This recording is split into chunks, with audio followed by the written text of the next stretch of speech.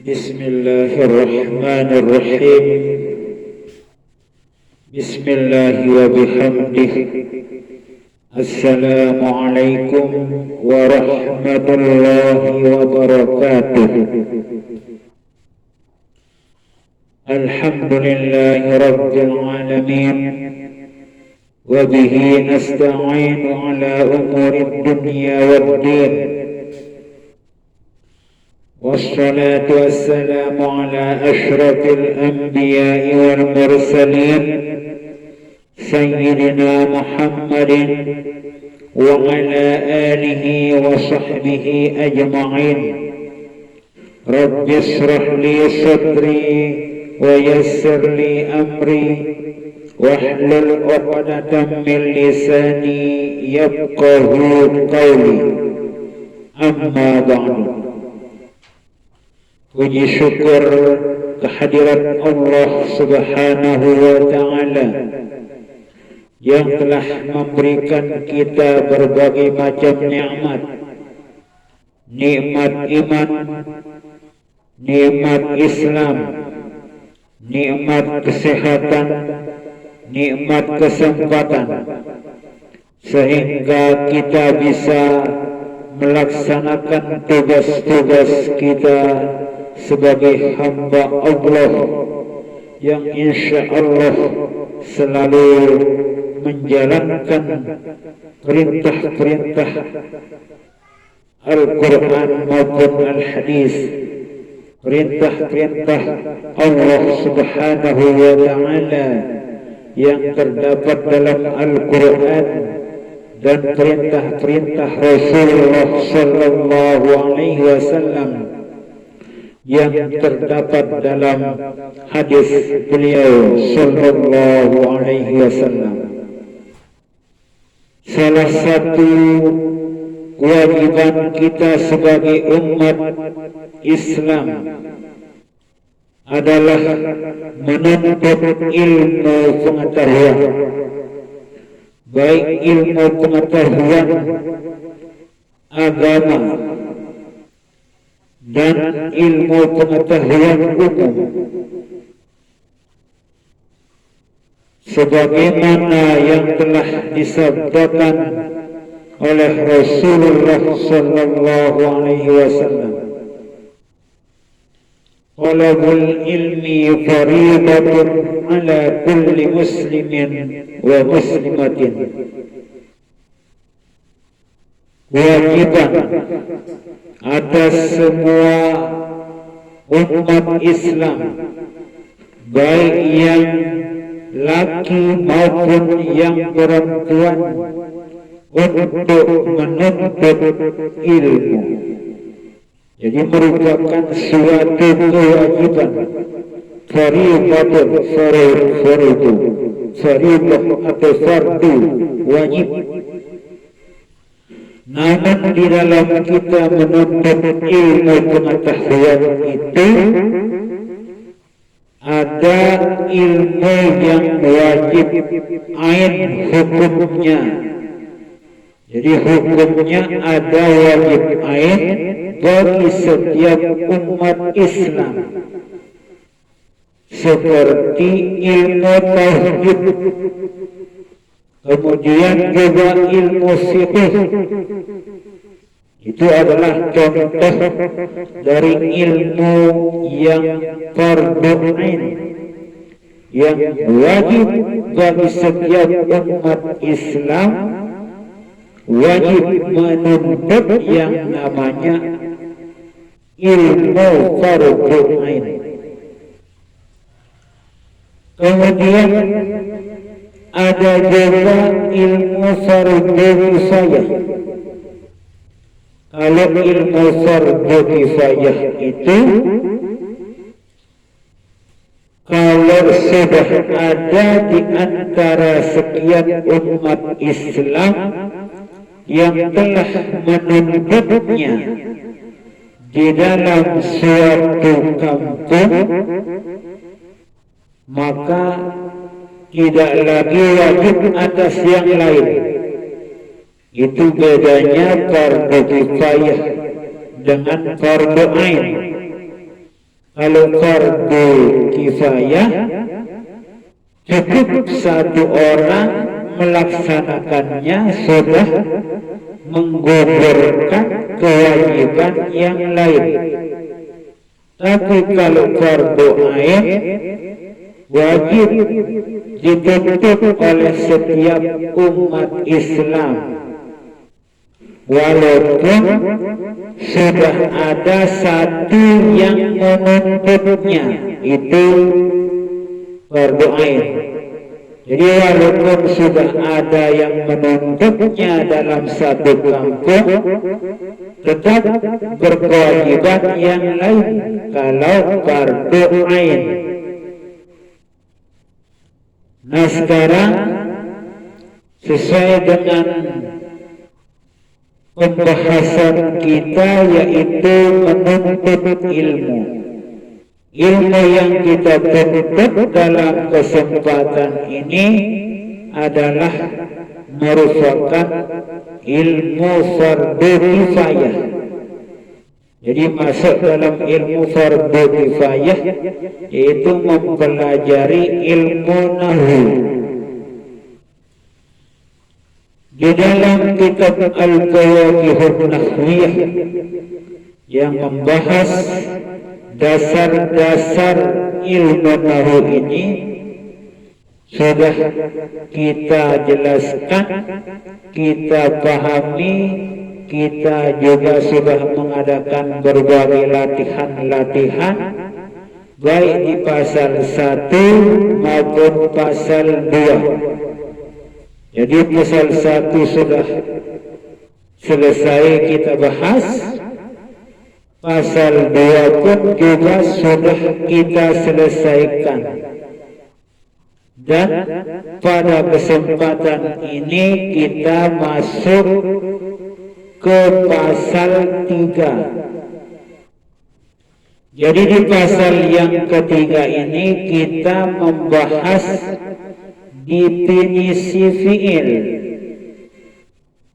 Apa itu definisi fi'il? Fi'il yaitu setiap kata yang berarti kerja, baik pekerjaan itu telah dikerjakan, sedang dikerjakan, atau akan dikerjakan. Itu fi'il. Pokoknya semua jenis pekerjaan. Nah, semua jenis pekerjaan artinya fi'il. Berarti fi'il. Jadi kita tidur, kita berjalan, kita berbicara, kita mengajar, kita sholat, kemudian juga kita berpuasa juga termasuk fi'il. Pokoknya semua pekerjaan itu fi'il. Di sini kita berikan contoh-contoh fi'il. Ada 3 contoh fi'il. Yang pertama telah sholat. Jadi telah kita melakukan sholat subuh misalnya. Kita telah melakukan sholat zuhur misalnya. Misalnya kita masukkan telah sholat ini pada kalimat sempurna. Si Muhammad telah sholat subuh. Jadi si Muhammad telah sholat subuh di dalam masjid. Nah itu sudah masuk kata telah sholat, sudah masuk fi'il. Jadi si Muhammad telah sholat subuh di masjid. Kemudian nomor 2 sedang sholat. Jadi sedang melakukan sholat. Misalnya sedang melakukan sholat zuhur. Kalau kita masukkan sedang sholat ini di dalam kalimat, maka si Muhammad sedang sholat subuh di dalam masjid, atau boleh di dalam rumah, atau di dalam musola. Dan contoh yang ketiga yaitu akan sholat. Akan sholat berarti akan melaksanakan sholat. Contohnya kalau kita masukkan di dalam kalimat si Muhammad, atau boleh juga si Ibrahim, seakan sholat subuh di dalam masjid. Jadi yang melaksanakan sholat itu manusia, bukan benda mati. Jangan kita tulis papan tulis itu telah sholat, tidak cocok. Atau speaker itu sedang sholat, itu tidak cocok juga. Jadi yang melakukan sholat itu manusia. Jadi harus kita tulis nama manusia atau ucapkan nama manusia. Si Ibrahim sedang sholat zuhur di dalam musola misalnya, atau si Ismail telah sholat subuh di dalam musola, dan sebagainya dan sebagainya. Nah, itu contoh-contoh fiil. Baik contoh fiil yang belum dimasukkan ke dalam kalimat maupun sudah kita ucapkan contoh fiil yang dimasukkan ke dalam kalimat sehingga kalimat itu menjadi kalimat sempurna. Nah itu. Kemudian nanti pertemuan yang akan datang kita akan latihan tentang bagaimana meletakkan fiil madhi atau fiil-fiil itu di dalam kalimat, atau juga kita akan latihan dengan membedakan mana fiil, mana isim, atau mana bukan isim, bukan fiil. Insya Allah pada pertemuan yang akan datang kita akan latihan tentang pasal ketiga ini. Jadi pasal ketiga ini banyak. Jadi nanti ada di sana pembagian fiil. Nah, pembagian fiil setelah kita latihan nanti ada pembagian fiil. Berapa fiil? Kemudian setelah kita jelaskan definisi fiil ini, fiil itu, kemudian kita berikan latihan lagi. Jadi harus banyak-banyak latihan. Nah, setelah kita paham fiil ini, fiil itu, atau macam-macam fiil, nanti kita akan masuk ke tanda-tanda fiil. Itu masih pembahasannya itu panjang. Yang penting kita harus sabar dalam menuntut ilmu. Wastabir. Jadi harus sabar, benar-benar sabar.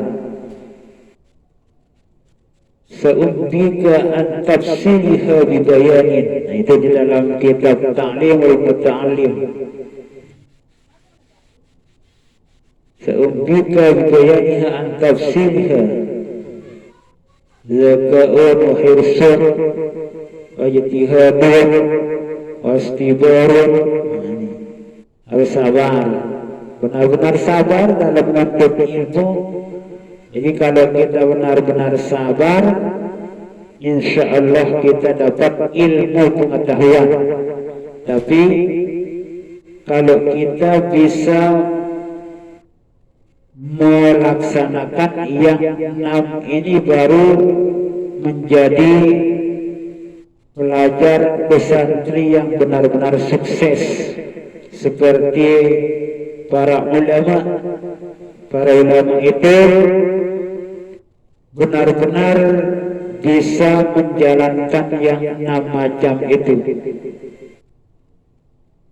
Baru beliau itu, para ulama itu sukses, benar-benar sukses dalam menuntut ilmu pengetahuan. Nah, insya Allah nanti kita lanjutkan dengan latihan-latihan